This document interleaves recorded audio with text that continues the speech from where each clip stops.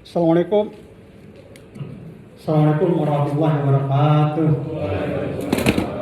Alhamdulillah walaikimul muttaqin. Quluna inna Allah waliyin. Asyhadu an la ilaha illallah wa la syarika lah. Asyhadu anna Muhammadan abduhu wa rasuluh.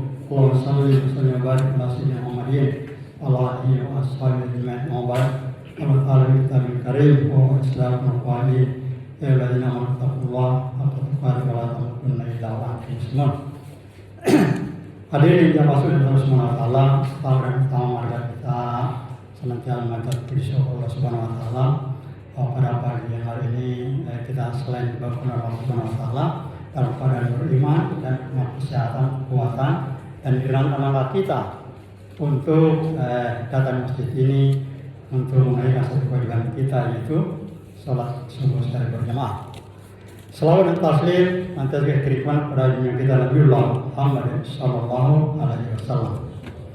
Hadirin yang masuk rahimakumullah, kalau tidak salah hari ini itu kita masuk pada hari yang ke-21 ya, bulan suci Ramadan. Artinya tidak lama lagi kita lebaran. Ramadan akan pergi. Ya, jadi selama 21 dan hari ini itu kita berteman, berkawan, ada dengan saja bulan Ramadan. Tentu dalam bulan Ramadan ini banyak sekali Allah banyak menjanjikan hal-hal yang sudah dibentangkan dengan suci Ramadan ini. Maka oleh karena itu kita sekalian harus pandai memanfaatkan waktu. Ya, waktu yang tersisa karena kita sudah 21 ini, masuk 21. Amalan-amalan saleh yang kita lakukan dalam bulan suci Ramadan ini, kita semua berdoa semoga apa yang itu yang terbaik dan Allah akan membalasnya dengan pahala yang berlipat ganda. Kemudian tentu ada niat dan tekad iman yang ada dalam diri kita bahwa yang sisa ini harus kita maksimalkan lagi. Kita lebih giat, lebih maksimal untuk pada detik-detik terakhir, hari-hari terakhir. Karena kalau dia sudah pergi, kita tidak bisa berbuat lagi dan kita menunggu belum tentu kita bisa ketemu lagi dan bulan Ramadan yang dijanjikan oleh Allah Subhanahu wa taala. Oleh karena itu, selama umur masih di kita, yang ada pada kita, maka wajib kita memperdayakannya atau melakukannya, mengefektifkannya dengan melakukan amal-amal soleh. Hadirin yang saya Subhanahu wa taala, apalagi di bulan-bulan terakhir atau di hari-hari terakhir ini ada satu malam itu yang disebutkan bahwa ada Lailatul Qadar, yang dimana satu malam saya ini bisa mendapatkan imbalan atau pahala yang sangat lapang puji Allah itu.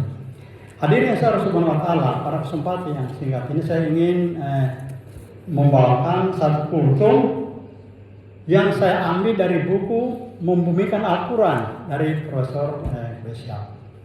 Yang judul hanya dengan Al-Quran umat meraih kembali kemuliaan. Ya, tentu saya tidak secara keseluruhan, tapi sumbernya atau situasinya dari buku itu. Hadirin, yaitu Ramadan adalah bulan Al-Quran. Pada bulan mulia inilah Al-Quran diturunkan Allah Subhanahu wa taala. Dan Allah berfirman, "Ramadan alladzi unzila fil Qur'an hudal linnasi bayyinatin huda wal furqan." Bulan Ramadan ada bulan yang di dalamnya diturunkan Al-Quran sebagai petunjuk bagi manusia, berisi ragam penjelasan mengenai petunjuk itu, serta sebagai pembeda antara yang hak dan yang batil. Al-Baqarah ayat 185. Imam Ibnu Katsir rahimahullah menjelaskan bahwa Allah Subhanahu wa taala mengkhususkan Ramadan dengan penurunan Al-Quran sebagai bentuk pemuliaan bulan tersebut. Ini karena Al-Quran adalah sumber hidayah bagi para hambanya yang mengimani, membenarkan dan mengamalkan Al-Quran. Juga sebagai pembeda antara yang hak dan yang batil dan yang haram. Ibnu Katsir Al-Quran Al-Azmi. Al-Quran tak hanya diturunkan pada bulan mulia, tetapi juga sekaligus pada malam yang mulia, yaitu malam Lailatul Qadar. Allah Subhanahu wa taala berfirman, "Inna anzalnahu fi Lailatul Qadar." Sungguh kami telah menurunkannya Al-Quran pada malam Lailatul Qadar. Al-Qadar Quran 87 ayat 1. Imam At-Tabari rahimahullah menafsirkannya di atas, yang artinya kami telah menurunkan Al-Quran ini secara keseluruhan ke langit dunia pada saat Lailatul Qadar. Itulah malam kekhususan yang di dalamnya Allah menetapkan ketentuannya. At-Tabarani Jami Al-Bayan. Dan demikian kemudian tertinggi Ramadan sesungguhnya karena Allah Subhanahu wa taala telah menurunkan di dalamnya Al-Quran yang menjadi sumber cahaya, petunjuk dan kebangkitan umat. Al-Quran yang mengangkat derajat umat. Saat Al-Quran diterapkan dalam secara keseluruhan aspek kehidupan, umat memimpin dunia. Sebaiknya saat Al-Quran ditinggalkan, mau umat pun terpuruk bahkan terjajah. Allah Subhanahu wa taala berfirman, "Qul tam'atil insu wal jinnu ala ya'tu bimisli hadza Qur'an la ya'tuka bimisli." Katakanlah, andai seluruh manusia dan jin bergabung dan membuat yang serupa dengan Al-Quran, maka pasti tidak akan mampu melakukannya. Al-Isra ayat 88. Jamaah saudara subhanahu wa ta'ala, Imam Al-Qurtubi rahimahullah menyatakan bahwa ayat ini merupakan dalil tegas atas kemujizan Al-Quran dari sisi lafal atau durasi, mana makna maupun hukumnya, termasuk berita-berita gaibnya. Al-Qurtubi Al-Jami Al-Hikam. Allah Subhanahu wa taala juga telah menjamin penjagaan Al-Quran dari segala bentuk perubahan dan penyimpangan. Demikian Allah berfirman, Inna nazzalna Qur'an, inna nazzalna al-hadith, wa inna lahul hafidun. Inna nahnu nazzalna zikra, wa inna lahul hafidun. Sungguh kami telah menurunkan Al-Quran dan sungguh kami pula yang menjadi penjaganya. Al-Hijr ayat 9. Hadirin jamaah subhanahu wa ta'ala. Maknanya apa? Kata saya Abu Bakar Al-Jazari, Al-Quran kami jaga dari kebinasaan, juga dari penambahan dan pengurangan. Sebabnya Al-Quran adalah hujjah kami atas manusia sampai hari kiamat. Al-Jazairi Aisar Al-Tassar. Karena Al-Quran adalah mujizat dan terpelihara sampai hari kiamat, maka tak ada alasan bagi kaum muslimin untuk meninggalkan Al-Quran sebagai pedoman hidup mereka.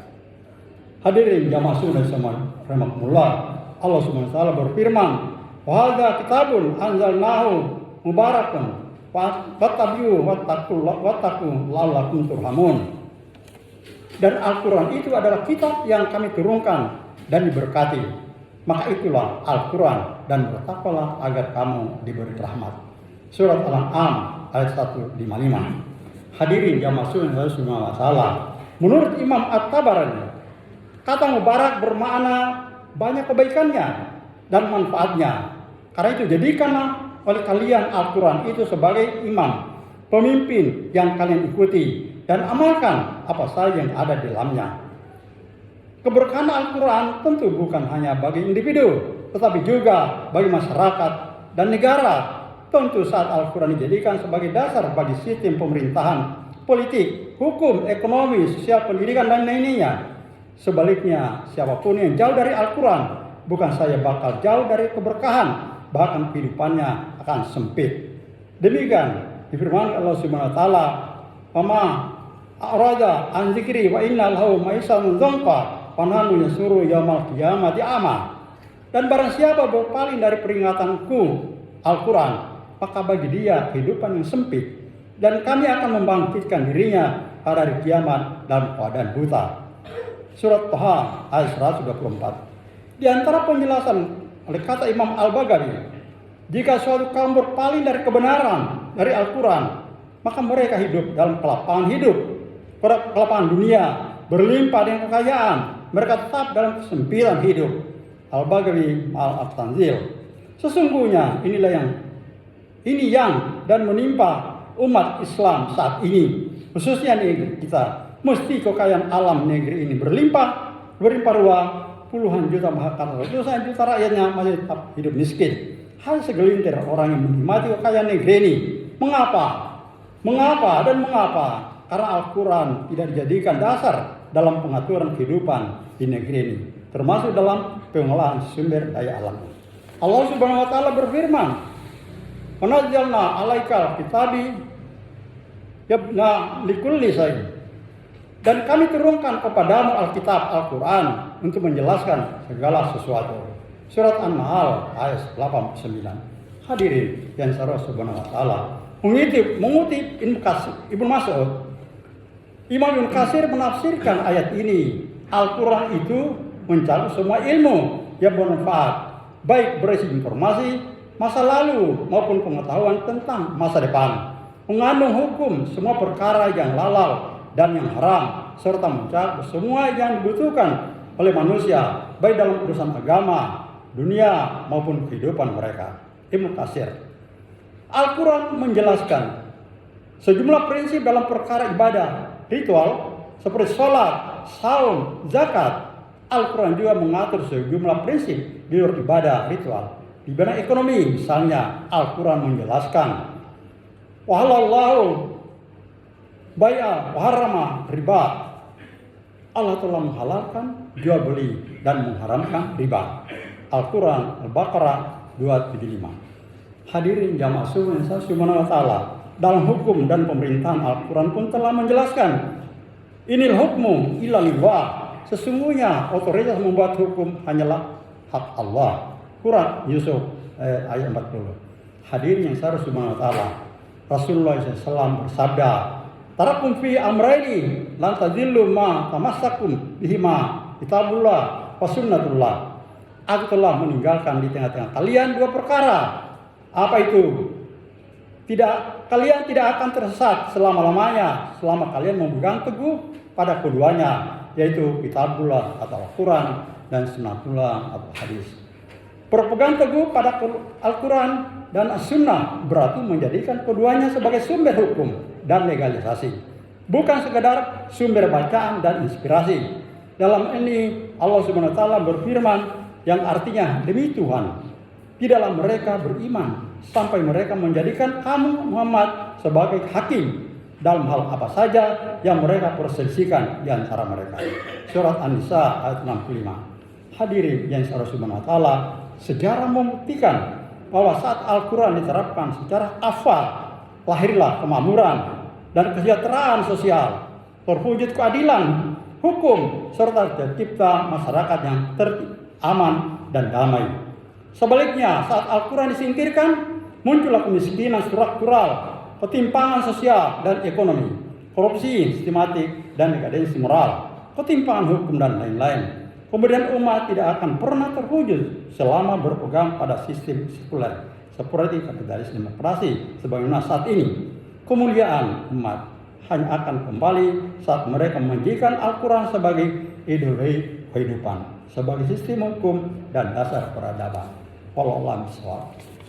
Karena ini jamaah seberima pulang, apa yang saya sampaikan salah kurang waat dan bisa kita ambil kalau benar itu dari Allah dan sama sendiri. Terakhir, kan tidak lama lagi ini Ramadan, ada satu lagi kewajiban kita yaitu zakat. Karena kesibukan kita di akhir Ramadan itu biasa lewat. Karena kesibukan, maka jangan sampai ini satu kewajiban lagi yang tidak kalah dengan kewajiban lain, yaitu menaikkan zakat utamanya sekalian. Saya kira di masjid-masjid sudah masjid ini, Masjid Numan 2, Masjid Jami, panitia sudah siap itu. Poskonya 1 kali 2 jam itu ada terus itu. Silakan kita tunaikan kewajiban itu. Demikian yang masuk remah kuliah apa yang saya sampaikan salah manfaatnya cuma pada diri sendiri dan sekalian. Subhanallah wa bihamdihi, asyhadu an la ilaha illa anta astaghfiruka wa atubu ilaik. Subhanallah rabbika rabbil izzati amma yasifun. Assalamualaikum warahmatullahi wabarakatuh.